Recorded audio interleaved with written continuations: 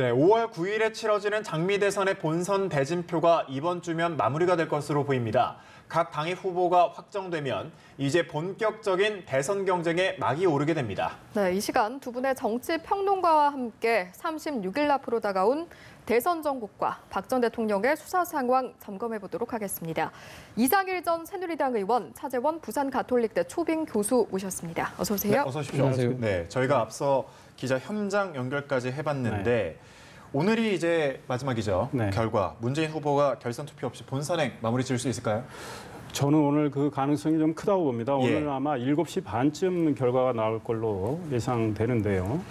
서울의 고척돔에서 예. 지금 현장 투표 진행 중에 있는데 그동안 문재인 후보가 누적 득표율이 59% 정도 되고요. 안희정 후보 22%, 이재명 후보 18%. 그러니까 이 두 후보, 2, 3위 두 후보가 합쳐도 40% 누적 득표율이거든요. 예. 그래서 오늘 문재인 후보가 45% 정도 45% 이상 득표를 하면 오늘로서 게임이 끝나는 예. 상황인데 그동안 이 경선의 이 흐름을 보면 문재인 후보가 아마 오늘 또 50%는 넘기지 않을까. 그래서 오늘 1차에서 후보 선출이 끝나고 결국은 결선 투표까지 못 가는 거죠. 만약에 결선까지 간다면 4월 8일 날 결선 투표를 해야 되는데 결선 투표 가면은 2, 3위 후보가 만약에 연합하는 그런 흐름이 형성이 돼가지고 그 위에 또 시너지가 나온다면 문재인 후보가 장담은 못하는 상황이 될 수도 있지만 예. 대세론이 흔들리는 상황이 될 수도 있지만 예. 현재로서는 그럴 가능성이 좀 적지 않을까. 왜냐하면 민주당 선거인단 분포를 보면 문재인 후보가 강하게 나와요. 그러니까 일반 여론조사보다 문재인 후보가 민주당 선거인단에서 훨씬 강하게 나오기 때문에 문재인 후보가 오늘 후보로 선출될 가능성이 매우 크다 이런 생각을 해봅니다. 예. 예. 현재 2위 자리 같은 경우에는 안희정 후보가 계속해서 좀 자리를 지키고 있는데 사실 수도권 같은 경우에는 또 이재명 시장이 어느 정도 기반을 두는 곳이기 때문에 좀 2회 역전을 기대할 수 있지 않을까 이런 예측도. 그렇죠. 오늘 만약에 결선 투표를 저지하지 못한다고 한다면 또 하나의 관전 포인트는 누가 이 일을 하느냐 또 하나의 관심사인데 예. 지금 현재까지 진행된 양상으로 보면 누적 투표 수에서는 안희정 후보가 좀 앞서 있습니다. 앞서 있지만 그러나 바로 직전에 벌어졌던 영남권에서는 이재명 후보가 2위로 올라섰습니다. 그리고 또 이 수도권에 지금 이 이재명 후보가 지금 하나의 수도권에 있는 성남이 시장직을 맡고 있지 않습니까? 예. 그렇기 때문에 수도권이 상당히 강세 지역이라고 볼 수 있겠죠. 그리고 이재명 후보 측에서 하는 이야기가 이재명 후보가 후원금을 거뒀는데 상당 부분이 수도권 쪽에서 몰렸다고 그래요. 그렇다고 예. 한다면 이재명 후보 입장에서는 우리 앞서 이 의원님 말씀하신 것처럼 예. 그러니까 결선 투표까지 못 간다고 하더라도 최소한 본인이 2등은 해야 되겠다는 생각을 아마 상당히 강하게 하고 있을 것 같고 이에 반해서 안희정 후보 입장에서는 지금 이제 2위를 달리고 있었지만 수도권에서 이 자리를 뺏길 수는 없다. 그런 측면에서 아마 2위 싸움도 상당히 지켜볼 만한 대목이 아닐까 하는 생각이 돼요. 이거는 지금 사실 좀 가늠하기가 좀 힘든 상황이라서 이거는 결국 뚜껑을 열어봐야 되지 않을까 하는 생각입니다. 이 싸움이 왜 중요하냐면요. 지금 문재인 후보가 선출되더라도 문재인 후보는 본선에 나갈 거 아닙니까? 예. 그런데 문재인 후보 이후에 민주당의 이 장악력, 그다음에 이 다음 대선을 염두에 두면 지금 이 싸움이 굉장히 치열하고 또 의미가 있습니다. 이 결과가 어떻게 나오느냐에 따라서 이 일을 한 후보의 당내 입지는 훨씬 강화가 되거든요. 예. 안희정 후보가 만약에 충남 경선에서 1등을 했다면 문재인 후보가 한 10%포인트 차이로 이겼는데 그때 안희정 후보가 문재인 후보를 조금이라도 누르고 1등을 했다면 결선까지 갈 가능성이 상당히 있었다고 보는데 그때 충남 경선에서 10%포인트 차이로 지면서 그 예. 동력이 많이 떨어졌다. 그래서 지금은 2위 싸움도 굉장히 치열하고 누가 2위가 될지는 뚜껑을 열어봐야 하는 이런 상황이 된 것 같아요. 예. 역시나 그 부분도 또 하나의 관전 포인트가 될 수 있겠네요. 문재인 후보가 최종 후보로 결정이 된다면 안희정 지사와 이재명 지사의 지지하던 표심은 어디로 갈까요? 아무래도 지금 표의 결집도 측면에서 본다고 한다면 이재명 후보의 표는 사실 문재인 후보 쪽으로 많이 갈 예. 가능성이 높습니다. 지금 이재명 후보의 지지층들이 상당히 강한 선명성을 바탕으로 하고 있기 때문에 그러니까 문재인 후보가 된다고 한다면 아마 민주당이라는 틀 내에 그대로 남아있을 가능성이 높고 설사 이탈한다 하더라도 이 표는 이 안철수 후보나 보수 쪽으로는 가지는 않을 겁니다. 만약에 간다고 한다면 정의당 심상정 후보 쪽으로 갈 가능성이 높다. 지금 여론조사에 가면 이재명 후보 표의 한 60% 정도가 지금 문재인 후보 쪽으로 이동하는 걸로 나와 있습니다. 이에 반면에 안희정 후보의 그 지지표 중에서 한 25% 정도만 지금 문재인 후보 쪽에 가는 걸로 나와 있거든요. 예. 그럼 상당 부분은 아마 지금 민주당 기근이라는 틀을 벗어나서 딴 데로 이동할 가능성이 높은데 누구한테 많이 가느냐고 한다면 여론조사를 보면 35% 정도는 안철수 후보에게 간다. 예. 그러니까 안희정 후보가 지향하는 가치가 여러 대연장이라든지 이런 부분들을 봤을 때 중도표가 많이 쏠려 있다고 한다면 상당 부분이 지금 중도적 가치를 지향하고 있는 안철수 후보 쪽에 넘어갈 가능성이 높다. 예. 자, 이렇다고 한다면 문재인 후보 측 입장에서 보면 경선이 끝난다고 하더라도 컨벤션 효과에 의해서 이 지지율이 올라가면서 확장성을 기대하기가 그렇게 높아 보이지 않는다는 거죠. 바로 그 얘기에 지금 문재인 캠프에 고민이 놓여 있는데 예. 이걸 만약에 지금 방지하기 위해서라도 문재인 후보 측에서는 오늘 만약에 이긴다 하더라도 상당히 아름다운 마무리가 될 수 있는 아름다운 경선으로 마무리를 지어야 되고 탈락한 후보들이 눈물을 닦아주는 그런 모습을 보여야 되는 거죠. 앞서 예. 또 한편으로는 당 밖에 봤을 때는 문재인 후보가 오늘 만약에 바로 이 본선으로 직행한다고 했을 때 이걸 자축하기보다는 이 아무래도 이 친문 패권이라는 논란이 다시 이 예. 재현될 수 있는 부분을 어떻게 방지하느냐를 고민을 해야 될 겁니다. 이걸 위해서는 소위 말해서 국민 통합적, 화합적 비전과 가치 그런 정책을 내놔야 되지 않을까 하는 생각입니다. 예. 예. 그런가 하면 조금은 연결될 수 있는 질문인데요. 안철수 전 대표의 지지율이 한 주 만에 6.1%포인트 급등했다고 합니다. 이 지지율이 흘러들어온 배경은 좀 어디서 저희가 추측을 해볼까요? 앞서 제가 말씀드렸지만 그 아무래도 중도 성향의 지지표들이 더불어민주당 내에 머물러 있던 중도표들이 안희정 후보가 이 충청도에서도 지면서 본선 후보로 될 가능성이 낮다고 했던 그 표들이 벌써부터 빠져나가고 있는 것이 아닌가. 예. 물론 그렇게 빠져나간 그 동력은 물론 안철수 후보가 만들어낸 측면이 분명히 있죠. 예. 안철수 후보가 지금 무엇보다도 지금 이야기하는 것이 자강론이지 않습니까? 이 다른 세력과의 연대보다는 내 스스로의 힘으로 이 지금 이 우뚝하게 속겠다는 그런 자각론을 강하게 이야기하고 있는데 그 부분에 있어서 어느 정도 그것이 먹혀 들어가고 있다. 그래서 문재인 후보가 더불어민주당의 후보가 됐을 때 그 대책점에 누구를 세울 것인가 부분에 대해서 만약 한 명을 꼽는다고 한다면 안철수 후보가 대표 물망에 오르면서 거기 시선도 받고 있는 거고 이와 함께 그 국민의당의 경선 자체가 호남에서 상당히 흥행을 하지 않습니까? 그 흥행이 전국적으로 이어지면서 그리고 그 흥행 속에서도 안철수 후보가 상당히 압승을 하고 있다. 이러한 부분들이 일종의 컨벤션 효과까지 겹치면서 상당히 올라가는 동력을 만들고 있는데 그래서 지금 안철수 후보 입장에서는 지금 양강 구도를 만들어야 되겠다는 건데 물론 뭐 양강 구도가 뜻대로 된다면 좋겠습니다만은 아직까지 양강 구도로 가기에는 넘어야 될 산은 많이 있다고 보입니다. 예.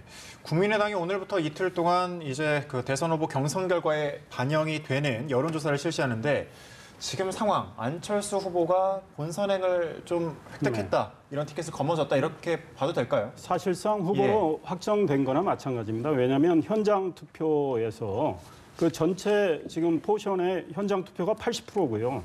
지금 오늘부터 진행되는 여론조사는 20% 반영이 되는데 예. 지금 현장 투표에서 압승을 계속 해왔기 때문에 어제 서울, 인천 같은 경우는 80%를 넘겨버렸단 말이죠. 그러니까 안철수 후보로 사실상 확정된 상황이고 내일은 전당대에서 뭐 여론조사 결과를 다 종합해서 발표를 하는데 뭐 압승으로 결국 후보가 선출되는 과정만 남았다 이런 생각이 들고 예. 그 전당대회 장소가 대전인 거로 알고 있습니다. 그러니까 통상 정당들은 서울에서 전당대회를 해서 후보 선출하는데 예. 지금 국민의당은 충청 지역에서 후보 선출하는 그런 세리머니 자리를 마련했어요. 그거는 반기문 전 유엔 사무총장 불출마. 그다음 오늘 아마 탈락할 가능성이 상당히 커진 상황에 안희정 후보 이 탈락 이렇게 된다면 충청 대망로는 충청인 입장에서는 사라진 셈인데 그 허전함을 안철수 후보 쪽이 채우겠다 이런 아마 전략인 것 같아요. 그래서 예. 그런 것들이 어느 정도 앞으로 여론에 반영될지 모르지만 안철수 후보는 내일 확정이 될 거고 오늘 만약에 민주당에서 문재인 후보가 확정이 된다면 예. 그 탈락된 후보들의 표심이 얼마나 어떻게 이동될지는 앞으로 여론조사를 통해서 저희들이 좀 감지할 수 있겠지만 지켜봐야 되지만 예. 우리 차 교수님이 이미 말씀하셨지만 안희정 후보의 표는 상당 부분 지금 안철수 후보 쪽으로 이동할 거다. 그리고 기존의 여론조사 분석이 그렇게 나오고 있거든요. 예. 그다음에 안희정, 이재명 후보의 지지자들 가운데 이분들이 탈락했을 경우에 표심 이동은 나와 있는데 대체로 35%에서 40%가 부동층으로 또 가고 있어요. 그래서 이 부동층을 또 어떤 후보가 문재인 후보가 더 잡느냐, 안철수 후보가 더 잡느냐에 따라서 예. 앞으로 지지율에 변화가 있을 것 같아요. 예, 지금 말씀해주신 이 상황에 지금 화면에는 민주당 경선 현장 모습이 지금 비춰지고 있습니다. 행사는 뭐 앞서 저희가 이제 이야기를 시작했던 오후 2시부터 이제 시작이 됐고요. 후보들은 오후 2시 반쯤부터 이제 현장 연설을 하게 되는데 지금 이제 후보들이 보입니다. 이재명 시장도 보이고 있고요. 문재인 후보도 보이고, 네, 계속해서 이제 입장을 하고 있는 모습까지 저희가 계속해서 중계를 해드리고 있습니다. 예, 대담으로 다시 돌아오면 저희가 계속해서 좀 양강구도라는 측면이 예. 좀 조금씩 언급이 되고 있는데 예. 이런 측면을 의식해서인지 모르겠지만 문재인 전 대표와 안 전 대표 측이 박 전 대통령의 사면 문제를 두고 좀 신경전을 벌였습니다. 아무래도 앞으로도 이런 부분은 좀 대선 전국에서 계속해서 좀 언급이 되지 않을까 싶기도 한데. 그렇죠. 뭐 사실상 뭐 두 사람이 아직까지 각 그 당의 그 본선 후보로 확정은 되지 않았지만 벌써부터 본선 싸움은 시작되었다. 저는 그런 생각이 들고요. 일종의 이 본선을 앞두고 있는 삿바 싸움의 성격이 상당히 짙다고 보는 거죠. 그러니까 안철수 후보가 지금 이야기했던 3인이라는 부분에 대해서 그거는 본인이 먼저 이야기한 것도 아니고 기자들이 물어서 이야기한 거 아닙니까? 그러니까 예. 본인이 대통령이 된다고 한다면 그러니까 이 국민적 요구가 있다면 대통령이 자의적으로 판단해서 하는 것이 아니라 이 시스템과 제도에 의해서 구성되는 이 사면위원회에서 아마 검토해볼 다룰 문제다는 그 지극히 원론적인 이야기였는데 여기에 대해서 이 더불어민주당이 발끈하고 나선 것은 일종의 이 안철수 후보가 치고 빠지기를 했다고 보는 예. 거죠. 안철수 후보가 앞서 우리 앵커께서 말씀하신 대로 양강구도를 지금 만들어야 되겠다고 생각을 한다면 안철수 후보는 자신의 지지층인 호남도 있지만 더 나아가서는 중도 넘어서 보수까지 지금 손을 내밀어야 되는 체제라고 본다고 한다면 예. 미리 보수의 표를 끌어오기 위해서 이 박근혜 전 대통령에 대한 사면의 가능성을 일종의 자락을 깔은 것이 아니냐 그런 식으로 해서 공격을 하는 거죠. 그래서 솔직하지 못하다는 것이 이제 더불어민주당의 이제 주장인데 예. 여기에 대해서 국민의당 입장에서는 결국 문재인 대세론 흔들리니까 초조해서 그렇게 지금 이제 나에게 공격하는 것이 아니냐, 우리 당 후보에게 공격하는 것이 아니냐고 이야기를 하는데 사실 문재인 후보도 따지고 보면 국민의당이 그런 이야기하기를 문재인 후보도 지금 안철수 후보의 사면론과 그렇게 맥락이 다르진 않다 그렇게 주장을 하고 있거든요. 실제 예. 이 당내에서 이재명 후보는 박근혜 전 대통령의 사면 불가를 공식으로 천명하자고 했을 때 문재인 후보는 특정인에 대한 사면 불가를 말하기는 너무 이르다 그렇게 말을 안 하고 있기 때문에 제 지금 객관적인 입장에서 바라보는 심상정 정의당 후보 입장에서 보면 두 사람 다 똑같다 그렇게 그러니까 비난을 할 수밖에 없는 상황이죠. 그렇다고 한다면 결국 이 3인이라는 부분은 결국 앞으로 본선에 진행될 이 구도의 문제를 놔둬놓고 예. 누가 지금 현재 더 유리한 고지를 갈 것이냐를 그 자리를 놓고 지금 일종의 싸움을 벌이는 전초전의 성격이 짙다 그렇게 봅니다. 예. 지금 재밌는 흐름은 일종의 메이저리그, 마이너리그로 분류할 수 있을 것 같아요. 그러니까 메이저리그라면 지금 문재인 후보하고 안철수 후보 쪽에서 치열하게 지금 공방전이 시작되기 시작했어요. 예. 예. 또 마이너리그라면 자유한국당의 홍준표 후보하고 바른정당의 유승민 후보 간의 이 공방전이 또 굉장히 치열한 이런 양상으로 전개가 되고 있는데 바른정당, 자유한국당은 이 우파의 대표주자 자리를 놓고 싸우는 거고 지금 문재인 후보와 안철수 후보 쪽은 양강구도가 이미 형성되는 흐름이 있기 때문에 문재인 후보 쪽에서 먼저 견제를 시작한 거란 말이에요. 예. 그러니까 지금 뭐 차 교수님 사면에 대해서 말씀하셨지만 정확한 이 발언이 말이죠. 안철수 후보의 경우는 대통령의 사면권이 남용되지 않도록 위원회를 만들어서 국민의 뜻에 맞게 행사할 수 있도록 하겠다. 그래서 기자들이 다시 물었어요. 그럼 박근혜 전 대통령 사면하겠다는 이야기냐? 그거 아니고 국민의 만약에 여론이 있다면 위원회에서 그 문제를 논의할 거다. 논의하는 게 맞다. 이런 식의 이야기를 했고 예. 문재인 후보도 대통령의 사면권은 국민의 뜻에 어긋나지 않게 행사되도록 제도적인 장치가 필요하다 이랬어요. 사실은 거의 같은 말이에요. 예. 그런데 문재인 후보 쪽에서 먼저 공격을 시작한 거예요. 왜냐? 안철수 후보를 지금 보수 후보 쪽으로 몰려고 하는 거죠. 문재인 후보 쪽은. 그래서 예. 이 소위 말해서 진보의 대표 주자는 문재인이다 이 이야기를 하고 있는 거고 지금 홍준표 후보는 안철수 후보를 중도로 자리매김을 자기가 후보가 선출되기 전에 했는데 예. 후보가 되고 나서는 안철수 후보를 얼치기 좌파라고 해서 좌파로 몰고 있어요. 그러면 이제 우파는 자기가 대표 주자를 하겠다 이런 생각인데 예. 이런 어떤 그 프레임의 이 전쟁이 지금 시작이 되고 있는 거죠. 예. 그런가 하면 문재인 후보 같은 경우는 아들 채용 문제로 또 공격을 받고 있지 않습니까? 네, 네. 이 문제는 앞으로도 계속 좀 이슈가 커질 예. 것 같아요. 문재인 후보는 어제 그거 부산 말로 마 고마해 이렇게 이제 그만하라 뭐 이런 예. 뜻인데 이미 10년 전부터 제기된 문제 아니냐 한 건데 사실은 2006년에 그 아들이 한국고용정보원에 취업이 됐습니다. 그런데 좀 석연찮은 과정은 있어 보여요. 왜냐하면 통상 공공기관이 이 공고하는데 이 면접을 하기 전에 보름 전에 공고를 하고 채용 절차를 밟는데 엿새 전에 했고 온서 접수 하루 전날 공고를 했고 2명 뽑는데 2명이 지원해서 됐고 또 동영상 전문가 이쪽으로 뽑는다는 이야기는 없었고 또 취업이 되고 나서 14개월 일하다가 미국 어학연수를 간다면서 갔는데 거기 현지에서 무급 인턴을 했는데 그것도 인턴을 하려면은 공공기관장의 승인을 받아야 되는데 그걸 받지 않은 거.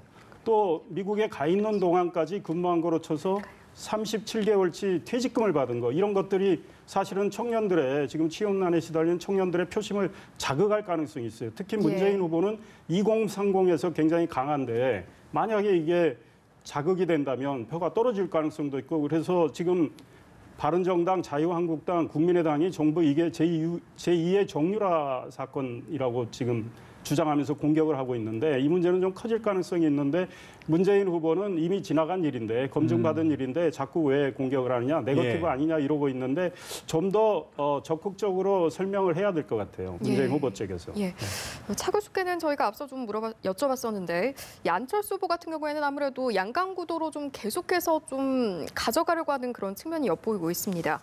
그런데 이제 이 문재인 전 대표 그리고 안철수 전 대표 간의 양강 구도 현실화 가능성이 있다고 보시는지요? 저는 현실적으로 지금 양강 흐름으로 가고 있는데 오늘 재밌는 건 아까 그 리얼미터 여론조사를 보여주셨지만 오늘 지금 석간 내일신문 보도한 바에 따르면 디오피니언 조사에 따르면 물론 전제가 있습니다. 중도 우파 후보들이 단일화됐을 경우 1대1 대결을 하면은 안철수 후보가 7.2%포인트 이긴다는 결과가 오늘 보도가 됐거든요. 아마 예. 박지원 국민의당 대표가 트위터에 그 안 밝히고 밝힌 내용이 이 내용일 것 같은데 지금 문재인 후보 쪽은 상당히 긴장을 하고 있는 것 같아요. 안철수 후보의 상승세가 굉장히 무서운 상황이니까 안철수 후보의 전략은 뭐 차 교수님도 말씀하셨지만 자강론, 내 힘으로 내가 일어서겠다. 이건데 내 힘을 키워가겠다. 이건데 지금 보수 후보인 자유한국당의 홍준표 후보나 바른정당의 유승민 후보가 컨벤션 효과를 누리지 못하고 후보가 됐는데도 지지율이 뭐 오히려 좀 떨어지는 측면이 있기 때문에 예. 사실상 이쪽하고 연대를 안 해도 사실상 1대1 대결 구도를 만들 수 있겠다는 그런 희망을 갖고 아마 계속 자기의 입장을 펴고 있는데 좀 예. 지켜봐야 되겠지만 안철수 후보가 상당히 상승세를 타고 있기 때문에 사실상 1대1 대결 구도가 형성될 가능성이 상당히 있다 이런 생각이 듭니다. 1대1 구도로 간다고 하면 어느 후보에게 좀 유리해질까요?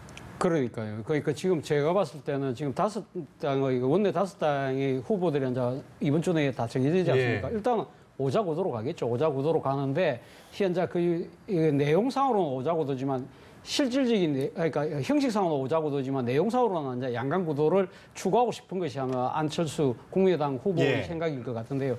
저는 뭐 그렇게 될 가능성도 뭐 전혀 배제할 수는 없지만 그러나 넘어야 될 산도 아까 많다고 이야기했잖아요. 그 첫 번째 산은 바로 보수 후보들입니다. 보수 후보들이 과연 그러면 안철수 후보의 그런 이자리 양강 자리를 허용할 것인가의 문제거든요. 사실 이 지금 홍준표 자유한국당 후보와 바른정당 유승민 후보가 지금 단일화 문제 놓고 시비를 벌이고 있습니다만 지금 당장은 단일화할 기미가 상당히 적어 보입니다만은 제가 봤을 때는 막판에 단일화할 가능성이 상당히 높아 보입니다. 왜냐하면 지금 보수의 이 가치 자체가 이번 대선판에서 완전히 사라지게 할 수는 없다는 것이 보수 또 지지층들 입장이기도 하거든요. 예. 그리고 또 한편으로는 각 당의 그 현실적인 문제가 놓여 있다는 거죠. 그러니까 이 홍준표 후보든 바른정당의 유승민 후보든 누구로 단일되든 간에 최소한 10%의 지지율을 넘어야만 이 지금 대선 비용이 한 지금 법정 선거 비용이 506억인가 그렇습니다. 그렇다고 하면 적게 못 쓴다 하더라도 몇백을 써야 되는데 그중에서 절반 이상 돌려받기 위해서라도 상당한 지지율 10%를 넘어서야 되고 아마 또 궁극적으로 15%를 넘어서면 상당히 그 전액을 다 돌려받을 수 있기 때문에 그런 문제가 있는 거고요. 또 하나의 문제는 이 보수 지지층들이 과연 안철수 후보가 양강 구도를 형성했다고 해서 과연 지지를 보낼 것인가의 문제도 예. 남아있는 것이죠. 안철수 후보가 지향하는 가치가 상당히 그동안 안 맞았던 부분이 꽤 있는 거거든요. 예. 국민의당이 사드 당론에 대해서 지금은 상당히 발을 빼고 있는 형국이지만 아직까지 당론을 이 사드 반대에 대해서 당론을 철회한 건 아닙니다. 그런 부분들에 있어서 정서상의 문제가 있는 거고요. 또 한편으로 생각하면 중도층의 그 표심인데요. 물론 그 지금 안희정 후보에서 빠져나온 표가 이 안철수 후보 쪽에 상당히 가는 건 맞지만 그 표가 얼마만큼 충성도가 있느냐는 겁니다. 그 표는 따지고 보면 반기문, 한교안, 안희정, 이제 안철수까지 이렇게 오고 있는 상황이기 때문에 여론조사 지지율에서는 안철수 후보를 지지하지만 막상 선거까지 투표장까지 갈 것이냐 예. 그 문제가 남아있는 거. 마지막 하나의 뭡니까 관문이 저는 호남 민심이라고 봅니다. 호남 민심이 과연 안철수 후보가 이제 뭐 본인의 표현대로 국민에 의한 연대라는 식으로 해서 자신이 지지율을 우뚝 서고 양강 후보가 됐다고 해서 이 보수층들까지 껴안는 형태가 됐을 때 과연 호남 민심은 이런 식의 정권 탄생이 과연 우리가 바라는 정권 교체인가에 대한 고민을 하게 될 것이라는 거죠. 여기서 이 상황에서 이 민주당의 그 문재인 후보가 호남에 대해서 강한 구애를 했을 때 호남 민심이 어떻게 결정할 것인가. 예. 이것까지도 마지막까지 지켜봐야 될 대목이 아닌가 생각합니다. 예. 그 문재인 후보로서는 좀 불안한 것이 지금 뭐 오늘 디오피니언 조사 같은 경우도 3자 구도를 전제했을 때, 그러니까 민주당의 문재인, 국민의당 안철수, 자유한국당 홍준표 예. 이렇게 했을 때도 지금 40%를 못 넘는 상황이에요. 물론 네. 40% 넘는 조사도 있습니다. 그러니까 지금 다자에서는 30% 박스권에 있고 초반에 그다음 뭐 3자로 압축을 해도 40%를 못 넘기 때문에 지금 문재인 후보에 대해서는 늘 약점으로 지적되는 게 확장성 아니에요. 확장성이 약하다. 그래서 안희정 후보가 오늘 또 그걸 엄청 강조를 할 거예요. 확장성에서는 내가 훨씬 크다. 예. 이제 이렇기 때문에 문재인 후보를 싫어하는 분들이 과연 표심이 어디로 갈 거냐. 그럴 때 안철수 후보도 우파 쪽에서는 믿업지 못한 점도 있지만 덜 싫은 사람을 찍게 되는 거죠. 그러니까 차악을 찍는 이런 선거가 될 가능성이 있어요. 우파 입장에서는. 예. 안철수 후보는 이거를 노리고 지금 그동안에 촛불 집회에도 안 나가고 계속 통합이라는 메시지를 강조하고 있고 반기문 전 유엔 사무총장에 대해서도 구애하는 모습을 보였잖아요. 외교안보 환경이 엄중하니까 자기가 집권을 하면 반기문 전 총장의 경륜과 지혜를 빌리겠다. 이분을 특사로 모시겠다. 이런 것들이 소위 말해서 중도 우파의 표심을 사기 위한 건데 예. 이런 것들이 얼마나 주요할지 이게 예. 중요하고 문재인 후보가 본인이 후보가 선출된 다음에 얼마나 포용력을 발휘할지 또 얼마나 통합 메시지를 줘서 국민들의 믿음을 살지 이런 것들이 변수가 될 것 같아요. 예. 홍준표 후보 같은 경우는 오늘 오전이죠. 여의도 당사에서 바른정당을 절대 욕하지 마라. 그쪽에서도 대부분이 돌아오고 싶어한다 이렇게 주장을 했거든요. 그런데 홍준표 후보를 향한 또 유승민 후보의 비판도 계속되고 있고요. 이 부분은 어떻게 보십니까? 홍준표 후보가 지금 이제 바른정당 곧 우리한테 돌아올 거라는 그거는 일종의 교란 작전이죠. 예. 그러니까 지금 내가 알아보니까 바른정당의 모모마마한 의원들은 다시 돌아오고 싶어 한다더라. 그러면 이제 바른정당 내에서 누가 그 이야기 했냐. 그런 식으로 나름대로 이쪽에 적정 분열을 아마 유도하기 위한 그런 그 이야기인 것 같고요. 그러나 이런 바른정당 입장에서는 지금 그 탈당의 명분 자체가 아직까지 해소되지 않았지 않습니까? 지금 또 자유한국당의 친박의 이미지 자체는 그대로 있다고 봤을 때 바른정당 입장에서는 지금 도로 새누리당이 되는 길을 갈 수는 없는 거죠. 그렇다고 하더라도 양측 간의 그 단일화 가능성은 저는 앞서도 이야기했지만 상당히 높다는 이야기가 결국은 지금 이제 이 양강 구도를 용인할 정도로 가면 그러니까 보수 세력들이 지금 안철수 후보에게 절대적인 신임을 아직 가지고 있지 못하다는 예. 거죠. 설사 이번 대선을 진다고 하더라도 향후 재편되는 정계 개편 과정에서 제대로 된 보수가 만들어져야 된다는 그런 생각을 분명히 갖고 있다고 한다면 이번 대선에서 어떤 식으로도 보수의 기치를 든 후보가 일정한 비율의 득표를 해야 된다는 것이 아마 지금 바른정당 지지층들 아니 또 자유한국당 지지층들의 상당수가 아마 의견이 일치가 될 겁니다. 그런 측면에서 본다고 한다면 결국은 지금 현재는 감정 싸움을 벌이고 있지만 저는 아마 후보가 등록이 되고 그리고 지금 또 하나의 또 관건 중에 하나가 4월 18일 날 국고 보조금이 지급이 됩니다. 그렇기 때문에 지금 바른정당 같은 경우는 한 60억 그리고 지금 자유한국당 같은 경우는 한 120억 가까이 돈을 받게 되거든요. 그 돈이 받기 전까지는 아마 치열하게 싸우겠지만 4월 18일 이후에는 아마 상당히 단일화 논의가 급무사를 탈 가능성도 있다. 저는 그렇게 봅니다. 저는 그 두 당의 그 연대와 관련해서는 좀 달리 보는데요. 그 바른정당 입장에서 우리 차 교수님 말씀대로 지금 탄핵을 찬성한 바른정당 아닙니까? 그런데 지금 홍준표 후보가 자유한국당에서 선출이 되고 나서 소위 말해서 친박에 대한 인적 청산은 없다. 인위적으로 청산할 수 없다. 게다가 어제 김진태 의원을 강원도 선거대책위원장으로 지금 뭐 앉히겠다는 거 아닙니까?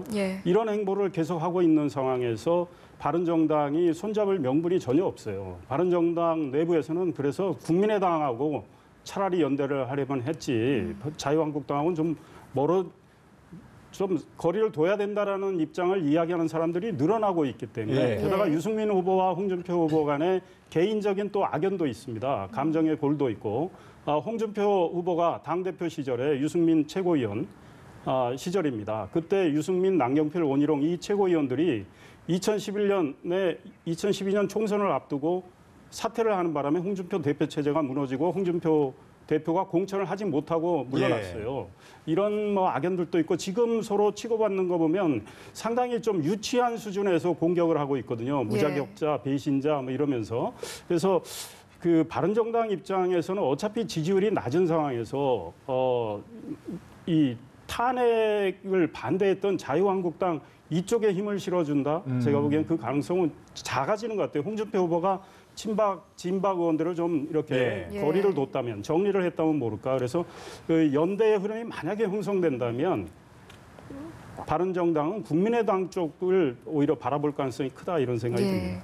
그런가 하면 대권 도전에 나선 정운찬 전 총리 같은 경우에도 뭐 유승민 바른정당 대선 후보 그리고 김종인 전 대표, 홍석현 전 회장과 단일화를 추진하겠다 이런 입장을 밝혔더라고요. 어떻게 보셨습니까? 그러니까요. 그러니까 정운찬, 김종인, 홍석현 이 세 분이 일종의 그러니까 제3지대, 그러니까 비문지대, 비패권지대라고 이야기하죠. 비패권지대에서 이 삼자가 모여서 뭔가를 한번 도모를 하고 싶어 했는데 사실상 그 본인 세 사람의 힘으로 지금 모든 것이 잘 이루어지지 않은 상황이죠. 왜냐하면 뭐 정치적 세라든지 정치적 조직 자체가 없는 분들이지 않습니까? 그러다 보니까 자체적으로 동력을 갖지 못하다 보니까 결국은 지금 당장 아쉬운 정치 세력하고 손을 먼저 잡아야 되겠다고 하는 것이 바로 바른정당인 거죠. 앞서도 제가 말씀드렸지만 바른정당 입장에서는 지금 자유한국당과 같은 뿌리지만 지금 당장은 상당히 지금 감정이 골이 깊어지면서 상당히 강하게 지금 논쟁을 벌이고 있는 상황이고 그렇다고 해서 바른정당이 아까 우리 이 의원님 말씀처럼 이 지금 국민의당과 하고 지금 연대를 하고 싶어도 지금 할 수 있는 상황도 아닙니다. 왜냐하면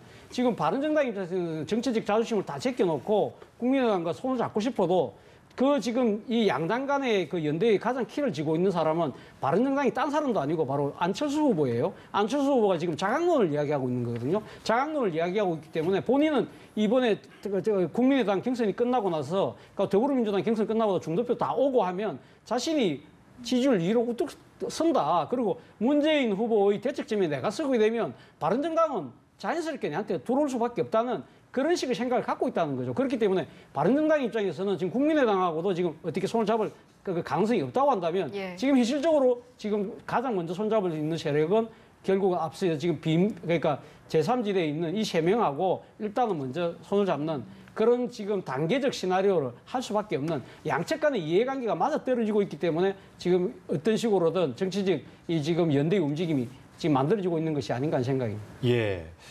이번에 이제 박 전 대통령 수사와 관련한 내용을 짚어보도록 하겠습니다. 이제 구속 후 첫 조사를 앞두고 있습니다. 내일이죠. 내일로 예정이 돼 있는데 박 전 대통령 측 어떻게 좀 변화가 있을까요? 글쎄요, 당장 뭐 변화는 없을 거라고 생각합니다. 물론 주변에서 기존의 박근혜 전 대통령이 검찰 수사, 특검 수사, 헌재 심리에 응하는 전략이 매우 잘못됐다. 그래서 그 변호인단들의 판단이 잘못됐다. 예. 그래서 변호인단 교체와 함께 박근혜 전 대통령이 명백히 증거가 드러난 몇 가지 거에 대해서 예컨대 안종범 전 경제수석의 수첩, 정호성 비서관의 뭐 녹음 파일 이런 것들을 통해서 증거가 확인된 것들은 일부 시인을 하고 뇌물 혐의나 중요한 혐의에 대해서는 계속 재판 과정에서 이 소위 말해서 다툼을 예. 가져가는 게 옳은 전략 아니냐 이런 관측은 나오고 있는데 예. 박근혜 전 대통령 입장에서 만약에 그렇게 전략을 바꿔서 몇 가지 혐의에 대해서 시인을 한다면 그동안에 박근혜 전 대통령은 국민 앞에 거짓말을 한 셈이 돼요. 그러니까 정치적으로 박근혜 전 대통령이 굉장히 뭐 지금 구치소에 계시지만 더 어려운 상황이 되고 박근혜 대통령을 열렬히 지지하고 지금도 뭐 이 구속된 걸 안타까워하고 탄핵된 걸 안타까워한 이런 지지자들이 등을 돌릴 가능성도 있다고 봐요. 그렇기 예. 때문에 박근혜 전 대통령이 쉽게 기존의 진술을 바꾸지는 않을 것 같다. 저는 이런 생각이 들고 변호인 교체 문제와 관련해서 현실적으로 기존에 있던 변호인들의 면면은 우리 국민들도 다 알고 계시지만 예. 중량급이 아니었단 말이죠. 그리고 그분들이 어떤 판단을 했는지 몰라도 바깥에서 보기에는 명백히 실수를 한 것들이 많아 보여요. 그러니까 바꾸는 게 맞긴 한 것 같고 또 나름대로 좀 중량감 있고 훌륭한 변호사들을 찾고는 있는 것 같은데 예. 많은 분들이 또 뭐 사양을 하고 있고 또 어떤 분들은 기존의 다른 소위 말해서 대기업의 인사들을 지금 변호하고 있는 이런 상황이어서 예. 그것도 여의치 않은 것 같고 좀 지켜봐야 될 것 같습니다. 예.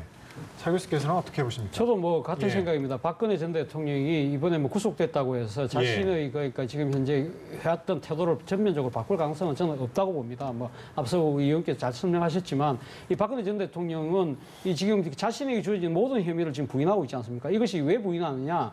이것은 지금 본인에게 주어진 어떻게 보면 정치적 기획과 업무에 의해서 어거지로 엮인 거라고 지금 이야기를 하고 있는 거거든요. 그렇기 예. 때문에 박근혜 전 대통령 입장에서는 단 하나의 혐의도 인정하면 자기 스스로의 논리적 모순에 빠질 수밖에 없는 상황입니다. 그렇기 때문에 강하게 이렇게 반발하고 있는 거고요. 그렇다고 해서 그다음에 변호사 교체 부분도 마찬가지 입장에서 본다고 한다면 변호사 뭐 교체할 수도 있고 보강할 수도 있습니다. 보강할 수 있지만 박근혜 전 대통령 이런 인식 자체가 바뀌지 않는 이상 아마 제 생각에는 변호인들이 새롭게 이 지금 구성이 되고 보완이 된다고 하더라도 큰 효과는 없을 것이다. 문제는 박근혜 전 대통령이 이 지금 형사 재판을 이 법리적이고 사업적인 판단으로 풀려는 것이 아니라 예. 정치적 해법을 모셔가고 있다고 보기 때문에 그렇친 예. 거죠. 예. 앞서도 제가 말씀드렸지만 박근혜 전 대통령 입장에서는 이 모든 혐의 자체가 자신의 주어진 정치적 탄압이고 압박이라고 생각하는 거죠. 그렇기 때문에 나는 이 재판을 통해서 정치적 순교를 하겠다는 생각을 만약에 상당히 갖고 있을 거예요. 예. 그렇기 때문에 지금 구치소에서도 상당히 덤덤한 태도를 보이고 나름대로 적응을 잘하고 있다는 이야기는